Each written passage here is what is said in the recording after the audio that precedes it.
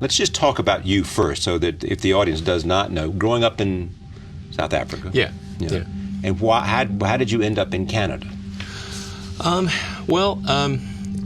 I guess growing up in South Africa, it was very technology oriented, and I taught myself how to program computers, mostly because I wanted to program games.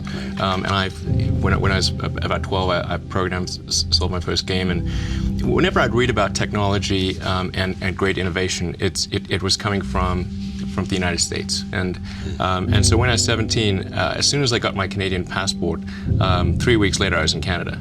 So after PayPal, that gave me a fair bit of capital, and there were three areas. When I was in college, there were three areas that I thought would most affect the future of humanity, and those were the internet, the transition to a sustainable energy and transportation sector, and the third was space exploration, in particular the extension of life to multiple planets. It really wasn't from the perspective of what's the rank-ordered best way to make money, which is okay, but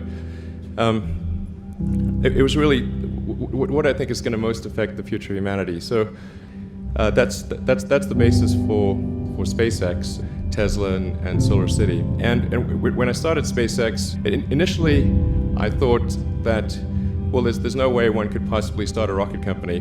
I wasn't that crazy.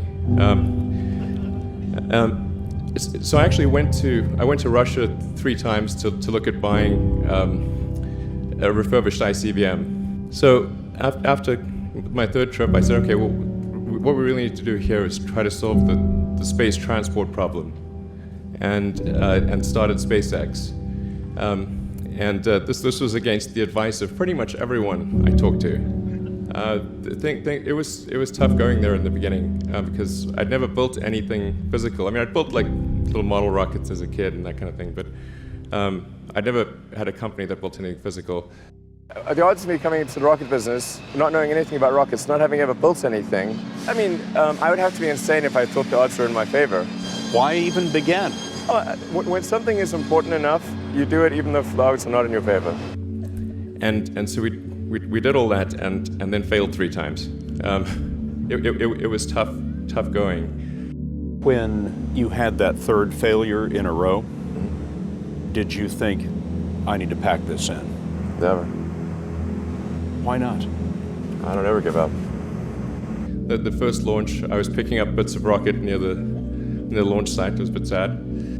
But we learned with each successive flight, and were able to, eventually with the 4th flight in 2008, reach orbit. And that was also with the last bit of money that we had. If that 4th launch hadn't worked, that would have been it.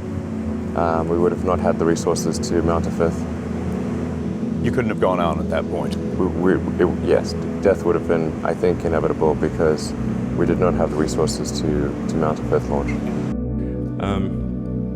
And then on the Tesla front, the goal with Tesla was really to try to show that what electric cars can do, because people had the wrong impression. We had to change people's perception of an electric vehicle, because they used to think of it as something that was slow and ugly and had low range, kind of like a golf cart. So that's why we created the Tesla Roadster, to show that you can be fast, attractive, and long range. So we made the Tesla Roadster, and now we're coming out soon with the Model S, which is a 4-door sedan. Because after we made the Tesla Roadster, people said, oh, sure, we always knew you could make a car like that. It's an expensive car, and it's low volume, and it's small and all that, but you couldn't make a real car. Like, okay, fine, I'm gonna make that too. A lot of people, a lot of experts, maybe journalists, all the kind of, the public in general have a lot of doubt about whether it's possible. And you yourself know that even if it's a non-null set, non-empty set of success, it's still unlikely or very difficult. Like, where do you go to, both personally, intellectually, as an engineer, as a team, for source of strength needed to sort of persevere through this and to keep going with the project, take it to completion? I just really not how I think about things. I mean, for me, it's simply this is something that is important to get done, and we should just keep doing it, or die trying. And I don't need a source of strength. So quitting is not even like. It's not in my nature. Okay. And I don't care about optimism or pessimism. Fuck that, we're going to get it done. Creating a company is almost like having a child. So it's sort of like, how do you say your child should not have food? So once you have the company, you have to feed it and nurse it and take care of it, even if it ruins you. Yeah.